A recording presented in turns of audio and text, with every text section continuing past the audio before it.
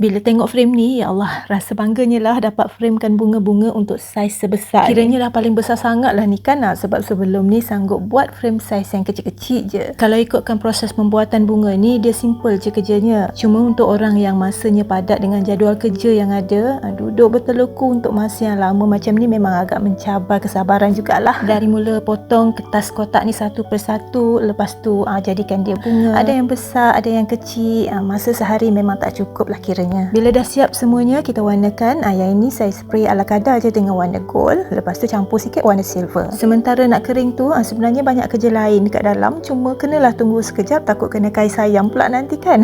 Sampai part tampal dekat board ni, hati mulai dah berbunga-bunga dah. Kali ni kita bagi special sikit, tambah rama-rama terbang-terbang dekat situ. Customer yang tempah ni, beliau sangat-sangat menghargai hasil kerja-kerja craft macam ni tau. Belum ni pun ada tempah pokok duit juga. Dan saya pula secara peribadi sangat-sangat menghargai beliau atas kepercayaan yang diberi sepenuh hati. Alhamdulillah bila anak bujang dah pasangkan frame macam ni, teruslah hilang rasa nervous, rasa penat dan macam-macam rasa lain yang ada. Kalau dulu sebenarnya banyak juga menolak atau untuk terima tempahan frame bunga sebesar ni. Tapi itulah kadang yang kita tolak-tolak itulah rupanya yang bagi kita rasa puas yang luar biasa. Macam yang biasanya orang kata, kalau kita tak cuba, kita tak tahu. Bila dah cuba, rasa macam nak buat selalu.